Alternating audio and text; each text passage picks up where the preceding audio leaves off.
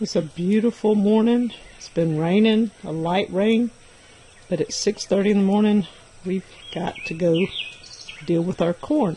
Our sweet corn's coming in, so go up and show you what Danny's doing.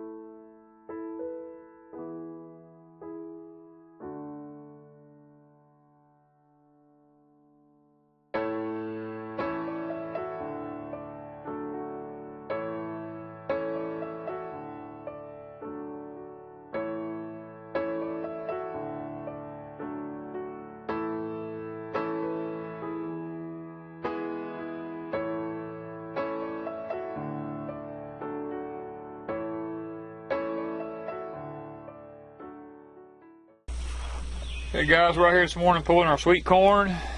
We're trying to, we don't want to get too many ears. We got like 30 pulled. I think I'm probably going to go with maybe 40 or 50, and then we're going to take them to the house and try to process them.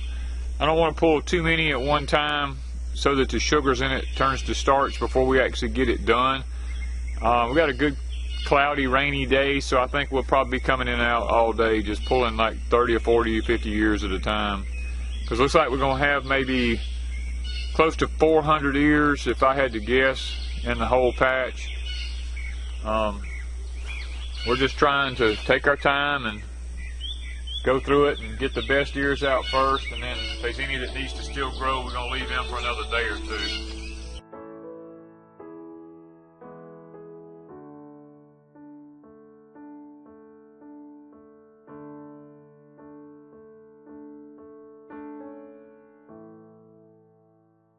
Okay guys, we got us like 50 ears of corn pulled here, which I think is probably sufficient for what we want to do this morning.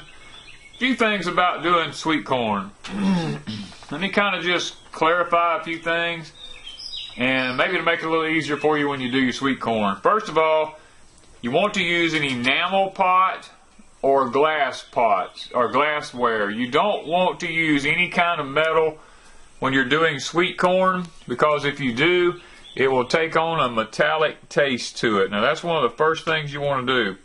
And you want to realize that when you get this corn out, now this is Stoil Evergreen. This is the only kind of sweet corn we plant. It's an old-fashioned, the Stoil Evergreen is an old-fashioned heirloom that we grow here. It's a white sweet corn because that's kind of what we like. We've learned it has a taste that we really like. The Stoil Evergreen is a variety that's, is from way back in the 1800s. We really like it. It really suits our farm well. I've saved my own seed now for many, many years. Turns out it makes beautiful corn. We don't want to do our corn too many ears at a time, because the sugars in this will turn to starch pretty quick. That's why we'll do like 50 ears. We'll go ahead and blanch it, get it off the cob, and get it in some bags. Now, we don't can our sweet corn because we've learned that sweet corn has to process for over an hour. And when you process it for over an hour, the sugars in it turn to starch. And it's really, to us, it's just kind of nasty tasting. So we do freeze ours in quart bags. So we've learned that that's the best route for us to go here at Deep South Homestead for our like and our taste. Now, we use a variety of things. We have knives here that we use. We like to take and shuck it. We didn't get a good pollination this year like we wanted on a lot of our sweet corn because of the way the rains turned out. It started raining a lot during pollination period, and we had very little wind that actually blew during that time, and when it did blow, it was raining, and so a lot of ours didn't pollinate all the way up. And what we normally do is all this is going to the pigs. That's one of the reasons we keep a pig on the homestead, is because we feed them these shucks, and the very top side of it turns waste into meat for the homestead. But you know, we end up, they're not very big ears.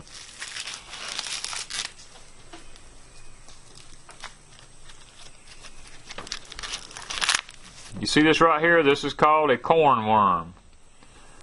We're going to get in here and let you look at him. You see how he's eat the end of this corn up? Now, we don't spray our corn with any kind of chemicals.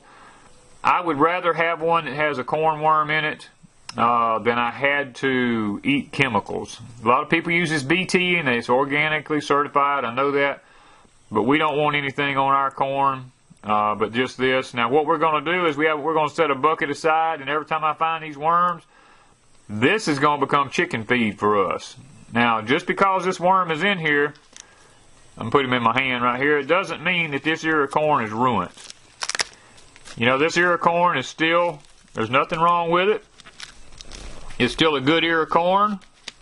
What we'll do is I just take my knife usually, and I'll just come right here and I'll cut all that stuff off of there and pull the rest of the silks off. And might I add, that's another reason we like the Stoil Evergreen, is that it's a real easy corn to silk. You don't have to sit here with them brushes like you do on a lot of the other varieties and just brush to get all the silks out of it.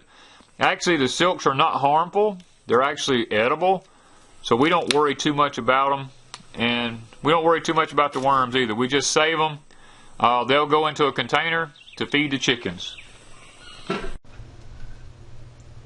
When Danny brings the corn in, I go ahead and wash it and get the silks that come off out, and then we go over to a pot on the stove. I put this corn on a cob in boiling water for 7 minutes. This is what I call a quick blanche. That's all the processing that corn will need to go in the freezer. Then I put it in the sink in cold ice water till it cools off. That stops the cooking process, plus it cools it off enough I can handle it to cut it off.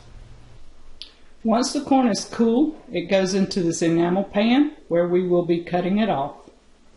Okay guys, we're taking our blanched ears now and cutting them off. You want to remember, as I told you in the beginning, you want to make sure you always use enamel stuff that has some kind of coating on it. You don't want to use any kind of metal because it'll leave a metallic taste. This is something I saw from Eric from Life in the Farmlands video. You're never too old to learn. This is a cake, pound cake cooking can, a bundt pan, whatever you want to call it. It makes it so simple to set this inside your enamel pan, set your corn cob up on top of it, and it makes it really simple to take your knife. And let me tell you something, when you're doing this right here, the thinner the knife, the easier it is to do this job. Now, we don't cut too close to the cob, because what I'll show you in a minute is why I try to cut my corn off like this here. And then I'll take my knife blade and I go down it and I scrape it like this right here. This gets any cream, or this is why they call it cream style. It gets any of that stuff out of there. And then these, once again, these go to the pigs on the homestead, and we turn waste into meat. Okay, these have been, once they've come out of the cold water, we let them get kind of cool to the touch. We don't want them hot, because the last thing you want to do is bag up hot corn to go in a freezer, because if you do, it will sour even though it's in a freezer. So that's something you want to keep in mind. You don't want to bag up hot corn. Make sure it's cooled down good. Just be careful when you're doing this that you don't, cut your fingers with it. Keep your fingers at the top. Keep the blade away from your hand as you cut down through it. And just take your time. Don't get in no big hurry.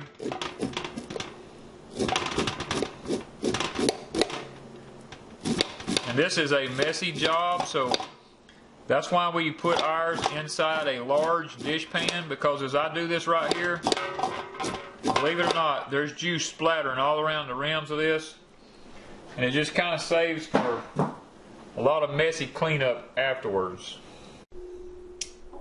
We put our corn in quart bags, but we only put about a pint in each bag, so it will lay out flat and thin like this.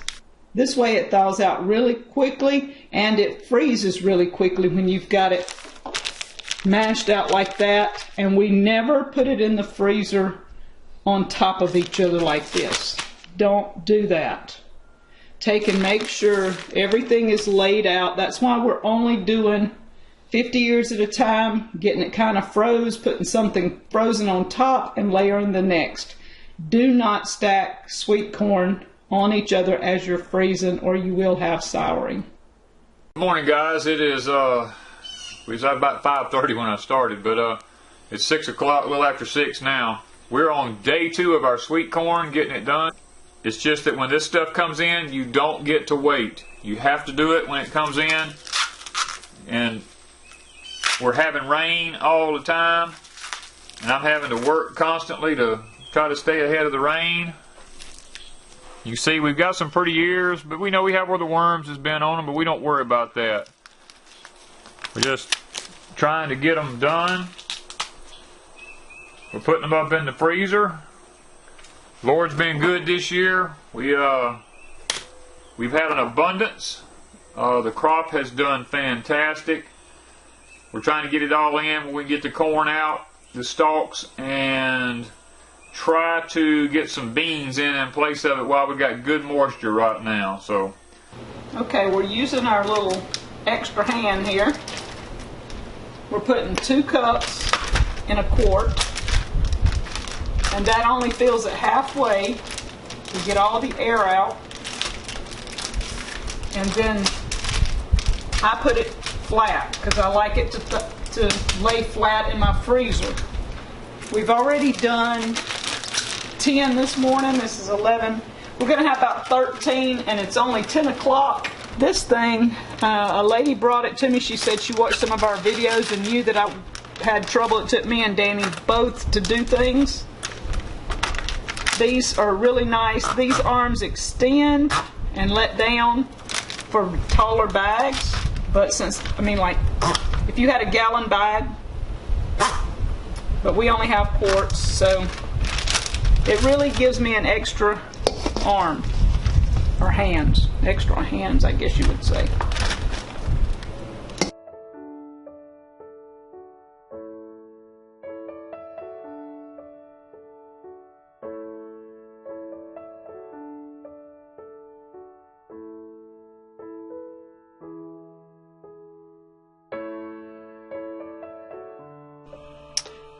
This is our corn from the last 2 days that we've put up. This is Stowell Evergreen sweet corn.